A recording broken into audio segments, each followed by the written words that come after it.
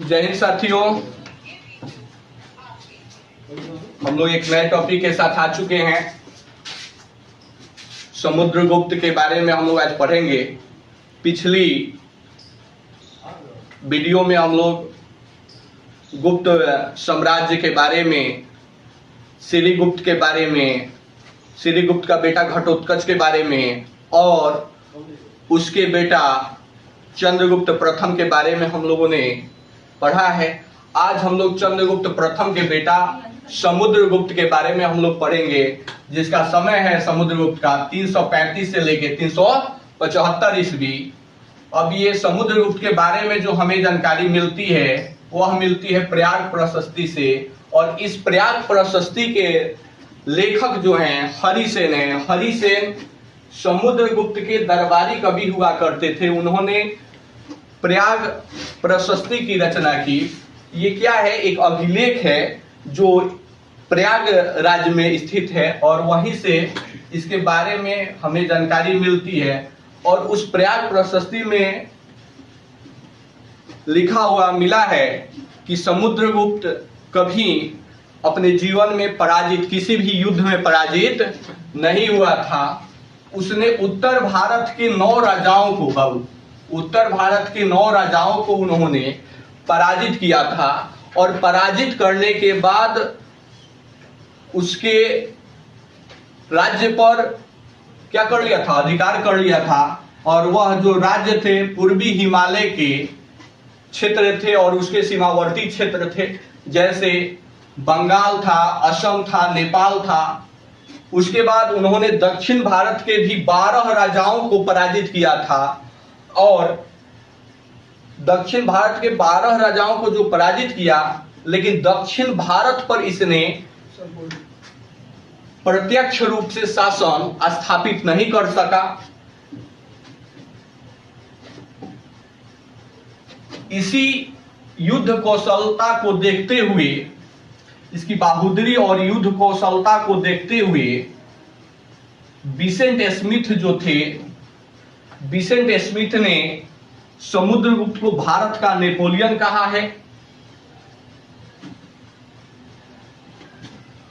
अब ये बाबू महाराजा की, समुद्रगुप्त ने महाराजा की उपाधि धारण की थी, विक्रमांक की उपाधि धारण की थी और कविराज की उपाधि धारण की थी।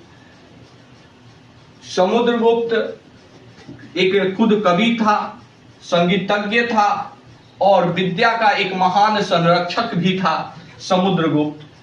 और समुद्रगुप्त एक कुशल वीणा वादक भी था। वह बाबू वीणा बजाता था।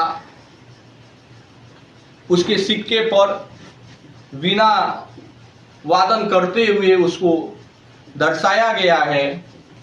और यह बाबू विष्णु का उपासक था।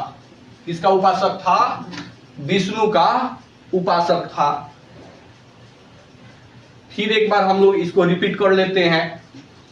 समुद्रगुप्त का समय है 335 से 375 ईस्वी और इसके बारे में जो हमें जानकारी मिलती है यह प्रयाग प्रशस्ति से मिलती है।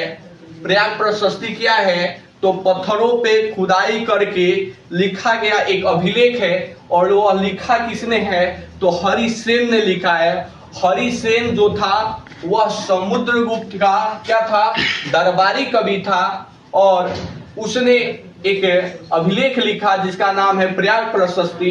यह प्रयाग राज्य में है, इसलिए इसका नाम पड़ा प्रयाग प्रशस्ति। यह संस्कृत में लिखा हुआ है। और इसी प्रयाग प्रशस्ति से हमें मालूम पड़ता है कि समुद्रगुप्त कभी पराजित नहीं हुआ। और इसने उत्तर भारत के 9 राजाओं को इसने क्या किया था? पराजित किया था। और उत्तर भारत के जब 9 राजाओं को पराजित किया तो उनके क्षेत्रों पर यह अधिकार कर लिया। जैसे जो क्षेत्र थे वह पूर्वी हिमालय और उसके सीमावर्ती क्षेत्र थे, जैसे में बंगाल, असम, नेपाल, ये सब था। उसके बाद इसने दक्षिण भारत के 12 राजाओं को पराजित किया।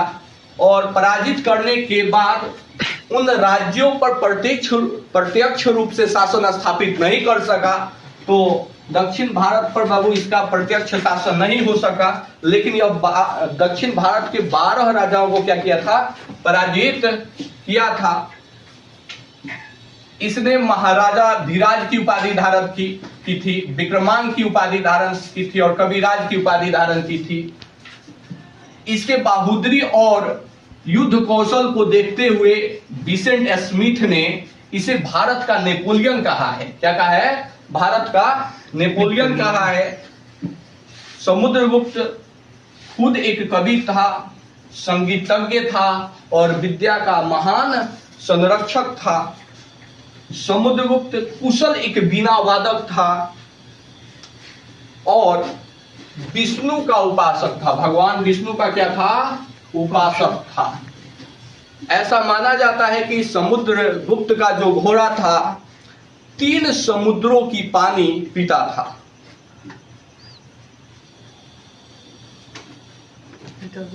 ऊपर से ऊपर